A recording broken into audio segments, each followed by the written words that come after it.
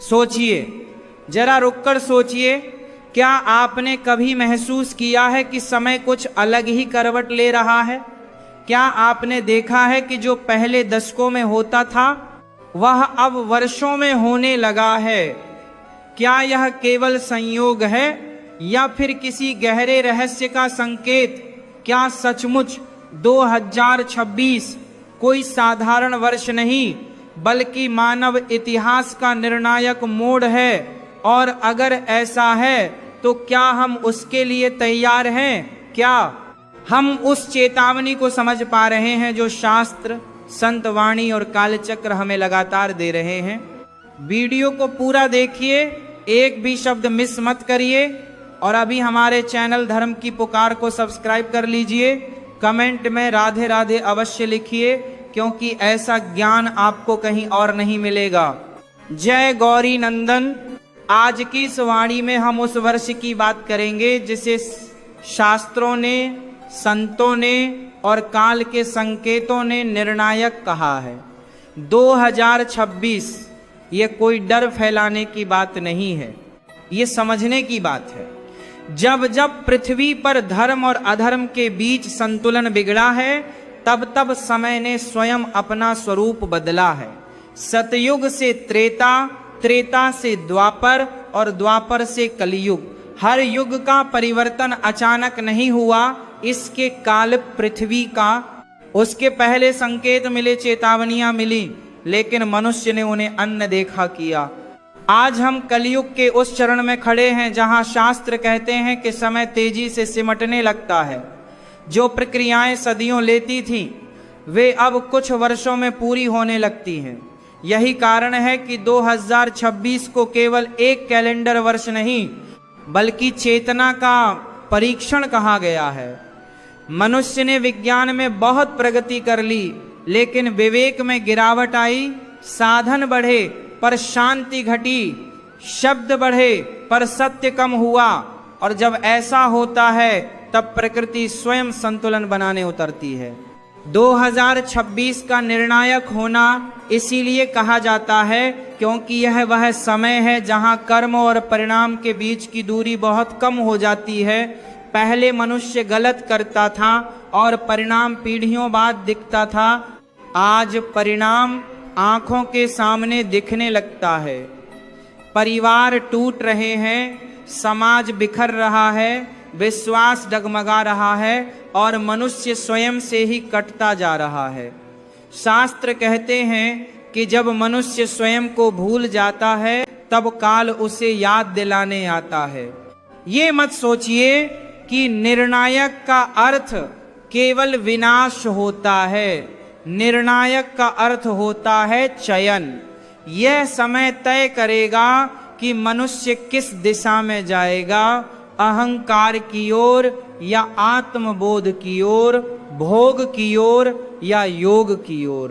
यही कारण है कि संत कहते हैं आने वाले समय में वही बचेगा जो भीतर से मजबूत होगा, जिसके पास धन नहीं लेकिन धैर्य होगा, जिसके पास पद नहीं लेकिन विवेक होगा, जिसके पास शोर नहीं लेकिन साधना होगी। 2026 के साथ एक और गहरी बात जुड़ी है, मानसिक युद्ध। यह युद्ध तलवारों से नहीं होगा, विचारों से होगा। भ्रम और सत्य के बीच, दिखावे और वास्तविकता के बीच मनुष्य को इतना उलझा दिया जाएगा कि वह स्वयं यह तय नहीं कर पाएगा कि सही क्या है और गलत क्या। ऐसे समय में शास्त्रों का ज्ञान दीपक बनता है। जो इस दीपक को थामेगा वही अंधकार में भी मार्ग पा सकेगा। कलयुग का सबसे बड़ा संकट बाहरी नहीं, आंतरिक है। बाहर की समस्याएं भीतर की कमजोरी का परिणाम होती हैं।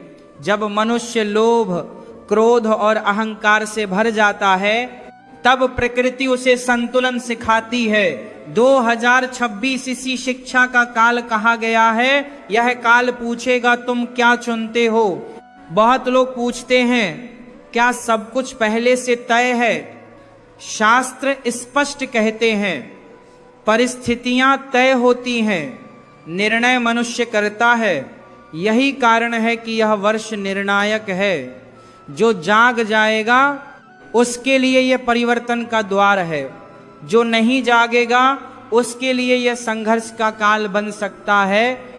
इस समय साधना कोई विशेष क्रिया नहीं बल्कि जीवन शैली बन जाती है।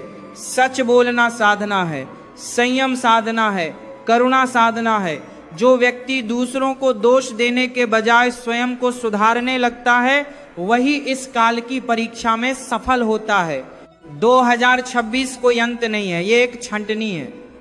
जैसे खेत में बीज और खरपतवार अलग होते हैं वैसे ही चेतना और अहंकार अलग होंगे। जो केवल शरीर समझकर जिए वह डर में रहेगा, जो आत्मा समझकर जिए वह स्थिर रहेगा। आज आवश्यकता है डरने की नहीं, समझने की। जो समझ गया वह सुरक्षित है। इसलिए यह वाणी सुनना केवल जानकारी नहीं, तैयारी है, भीतर की तैयारी। क्योंकि बाहर की परिस्थितियां चाहे जैसी हों, भीतर अगर दीप जल रहा है तो अंधकार टिक नहीं सकता। इसलिए अपने जीवन को सरल बनाइए, सत्य को अपनाइए, शास्त्रों को सुनिए और सबसे बड़ी बात अहंकार को छोड़िए। यही 2026 का संदेश है। निर्णायक वर्ष इसलिए नहीं कि कुछ खत्म हो जाएगा बल्कि इसलिए कि बहुत कुछ नया जन्म लेगा। जब हम 2026 को केवल घटनाओं के चश्मे से देखते हैं तब हमें डर दिखाई देता है, लेकिन जब हम इसे चेतना के स्तर पर समझते हैं तब हमें अवसर दिखाई देता है। शास्त्र कहते हैं कि हर निर्णायक काल मनुष्य के भीतर छिपे सत्य को बाहर लाता है। जो भीतर है वही बाहर प्रकट होता है। अगर भीतर भय है तो बाहर संकट दिखेगा और अगर भीतर विश्वास है तो बाहर मार्ग दिखाई देगा। यही कारण है कि एक ही समय में कोई व्यक्ति टूट जाता है और कोई व्यक्ति उसी समय में निखर जाता है। आज का मनुष्य सबसे अधिक जिस चीज से जूझ रहा है वह है अस्थिरता। मन स्थिर नहीं है, विचार टिकते नहीं हैं, संबंधों में गहराई नहीं है। ये सब अचानक नहीं हुआ, ये धीरे धीरे उस अवस्था तक पहुंचा है जहां आत्मा की आवाज दब गई और इच्छाओं का शोर बढ़ गया। शास्त्र कहते हैं कि जब इच्छाएं सीमा पार कर जाती हैं तब काल स्वयं सीमा खींचता है। 2026 उसी सीमा का प्रतीक है। ये समय किसी एक देश, एक समाज या एक व्यक्ति का नहीं है, ये सामूहिक चेतना का समय है। इसलिए परिवर्तन भी सामूहिक होगा। लोग अचानक अपने जीवन से असंतुष्ट महसूस करेंगे, बिना कारण बेचैनी होगी, भीतर से एक प्रश्न उठेगा, क्या यही सब कुछ है? यही प्रश्न जागृति की शुरुआत है। जो इस प्रश्न से भागेगा वह और उलझेगा, जो इसे स्वीकार करेगा वह मार्ग पाएगा। बहुत लोग पूछते हैं कि क्या यह सब शास्त्रों में लिखा है? शास्त्र कभी तारीखें नहीं बताते, वे प्रवृत्तियां बताते हैं। जब जब समाज में सत्य कमजोर पड़ता है, जब जब धर्म को केवल दिखावा बना दिया जाता है, तब तब समय कठोर होता है।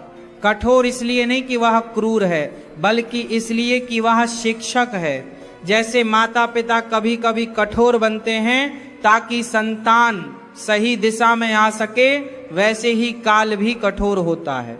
2026 के आसपास मनुष्य को अपने कर्मों का भार अधिक स्पष्ट रूप से महसूस होगा। पहले हम गलती करते थे और समय के साथ भूल जाते थे, अब गलती का बोझ तुरंत महसूस होगा। यही कारण है कि मानसिक दबाव बढ़ता हुआ दिखाई देगा, लेकिन यह दबाव विनाश के लिए नहीं, शुद्धि के लिए है। जैसे सोने को तपाया जाता है वैसे ही चेतना को तपाया जाएगा। इस काल में सबसे बड़ी सुरक्षा है सरलता। जिनका जीवन सरल होगा, आवश्यकताओं में संयम होगा, वाणी में सत्य होगा, उनके लिए यह समय सहज रहेगा। लेकिन जिनका जीवन केवल प्रदर्शन, तुलना और प्रतिस्पर्धा पर आधारित होगा, उनके लिए यही समय भारी पड़ेगा। शास्त्र स्पष्ट कहते हैं कि कलयुग का अंत तलवार से नहीं, थकान से होता है। मनुष्य स्वयं अपनी गलतियों से थक जाता है। एक और महत्वपूर्ण संकेत है प्रकृति और मनुष्य का संबंध। जब मनुष्य प्रकृति को केवल संसाधन मानने लगता है, तब प्रकृति स्वयं को शक्ति के रूप में प्रकट करती है। यह दंड नहीं है, यह संतुलन है। 2026 इस संतुलन की प्रक्रिया को तेज करता है, इसलिए हमें प्रकृति से डरने के बजाय उससे सीखने की आवश्यकता है। जो लोग ये सोचते हैं कि धर्म केवल पूजा पाठ तक सीमित है, वे इस समय को नहीं समझ पाएंगे। धर्म का अर्थ है जीवन जीने की सही विधि, सही आहार, सही व्यवहार, सही विचार। जब ये तीनों बिगड़ते हैं तब युग संकट में आता है, और जब ये सुधरते हैं तब युग स्वयं सुधरने लगता है। ये समय गुरु की खोज का भी है, लेकिन बाहर नहीं, भीतर। बाहरी गुरु दिशा दिखा सकता है, लेकिन चलना स्वयं को होता है। जो व्यक्ति स्वयं के भीतर झांकना सीख लेता है, उसके लिए कोई भी समय डरावना नहीं होता। इसलिए 2026 को भय की दृष्टि से नहीं, परीक्षा की दृष्टि से देखिए। परीक्षा में वही पास होता है जो पढ़ता है, और जीवन की पढ़ाई शास्त्र, सत्संग और आत्मचिंतन से होती है।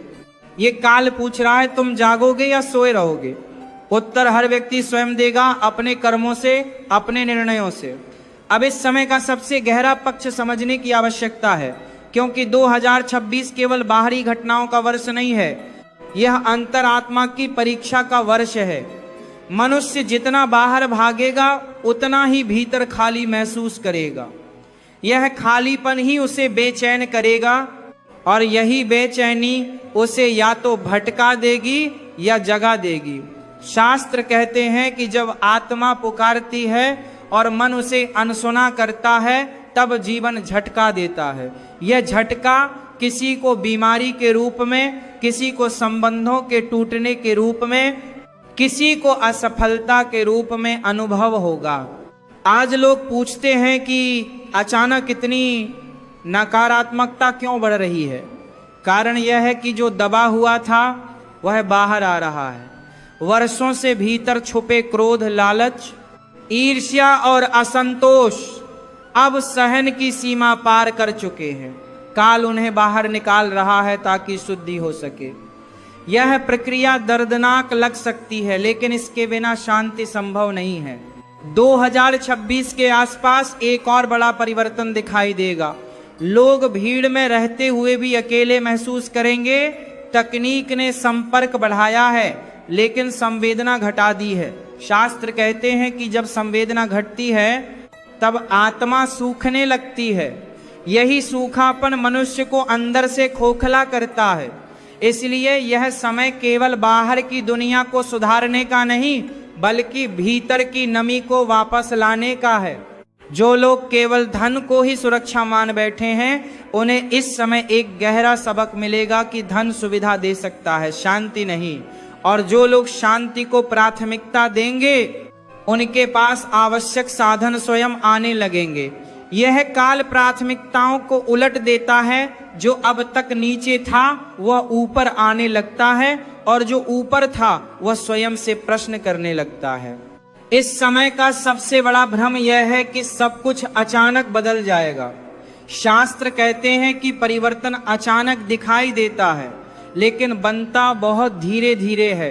वर्षों के कर्म, वर्षों की अनदेखी, वर्षों की गलत दिशा सब एक बिंदु पर आकर प्रकट होते हैं। 2026 वही बिंदु है जहां बहुत से छिपे हुए परिणाम सामने आएंगे।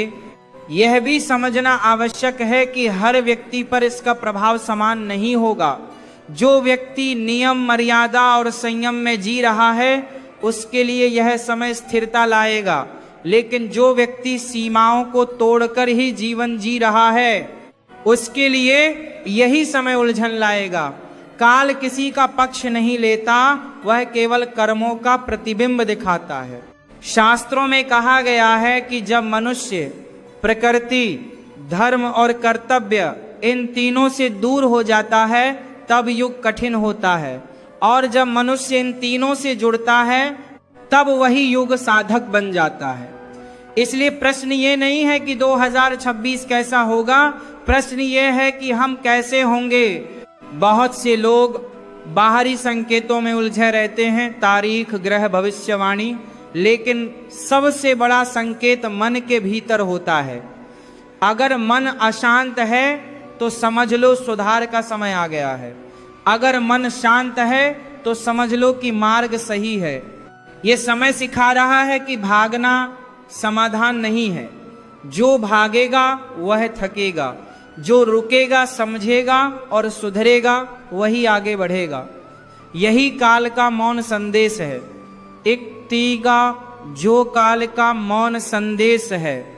मनुष्य को अब ये समझना होगा कि जीवन केवल जीने के लिए नहीं, जागने के लिए मिला है, और जो जाग गया उसके लिए कोई भी वर्ष भयावह नहीं होता, चाहे वह 2026 ही क्यों न हो। अब इस प्रवचन का अंतिम और सबसे आवश्यक सत्य समझना चाहिए, क्योंकि हर युग, हर काल और हर निर्णायक वर्ष का सार अंत में एक ही प्रश्न पर आकर ठहरता है, क्या मनुष्य स्वयं को जान पाया या नहीं। 2026 इसी प्रश्न का दर्पण है। यह वर्ष किसी को डराने नहीं आया है, यह मनुष्य को उसकी ही आंखों में आंखें डालकर देखने आया है। जो व्यक्ति स्वयं से भागता रहा है वह इस समय घबराएगा, और जो व्यक्ति स्वयं से मिलने का साहस करेगा वही इस काल को पार करेगा। शास्त्र कहते हैं कि जब चेतना जागती है तब सबसे पहले अहंकार टूटता है। अहंकार टूटना पीड़ा देता है, क्योंकि वर्षों से जिस पहचान को हमने स्वयं माना था वह ढहने लगती है। लेकिन उसी टूटन के भीतर से सच्चा मनुष्य जन्म लेता है। यही कारण है कि यह समय कुछ लोगों को तोड़ता हुआ दिखाई देगा और कुछ लोगों को निर्मित करता हुआ। वास्तव में काल किसी को नहीं तोड़ता, वह केवल नकाब उतारता है। 2026 यह सिखाने आया है कि जो कुछ असत्य पर खड़ा है वह टिक नहीं सकता, चाहे वह संबंध हो, व्यवस्था हो, विचार हो या जीवन की दिशा। जो सत्य पर टिका है वह हिल सकता है लेकिन गिरेगा नहीं। इसलिए अब दिखावे का धर्म, दिखावे का ज्ञान और दिखावे की भक्ति काम नहीं आएगी। अब वही टिकेगा जो भीतर से सच्चा है। ये समय कह रहा है कि शांति बाहर नहीं मिलेगी, चाहे कितनी भी सुविधाएं क्यों ना बढ़ जाएं। शांति केवल भीतर लौटने से मिलेगी, और भीतर लौटने का मार्ग कठिन है, क्योंकि वहां कोई भीड़ नहीं होती, वहां केवल साधक होता है और उसका सत्य होता है। लेकिन जो इस मार्ग पर चल पड़ा उसके लिए यह काल वरदान बन जाता है। शास्त्रों में कहा गया है कि जब अंधकार अपने चरम पर पहुंचता है तब प्रकाश की संभावना सबसे अधिक होती है। इसलिए 2026 को केवल अंधकार के रूप में देखना आधा ज्ञान है। पूरा ज्ञान यह है कि यह अंधकार प्रकाश की तैयारी है। जो इस तैयारी को समझ गया वह आने वाले समय में मार्गदर्शक बनेगा। अब समय आ गया है कि मनुष्य शिकायत छोड़कर जिम्मेदारी ले। यह कहना बंद करे कि समय खराब है और यह पूछना शुरू करे कि क्या मैं सही हूं। जिस दिन यह प्रश्न सच्चाई से पूछा गया उसी दिन परिवर्तन शुरू हो जाता है। इसलिए इस निर्णायक वर्ष से डरने की आवश्यकता नहीं है। आवश्यकता है तो जागने की, समझने की और अपने जीवन को धर्म, मर्यादा और करुणा के साथ जीने की। यही इस काल का अंतिम संदेश है। इस निर्णायक वर्ष से और अंत में बस इतना ही कहना है कि अगर यह वाणी आपके हृदय तक पहुंची है, अगर कहीं भीतर कुछ हिला है, कुछ जगह है, तो समझिए यह प्रवचन सफल हुआ। ऐसी ही गूढ़, शास्त्रीय और चेतना को जगाने वाली प्रवचन वाणी सुनने के लिए धर्म की पुकार चैनल को अभी सब्सक्राइब करें और कमेंट में अवश्य लिखें राधे राधे, क्योंकि ऐसा ज्ञान हर जगह नहीं मिलता और जो मिलता है उसे संभालना भी एक साधना है। जय गौरी नंदन।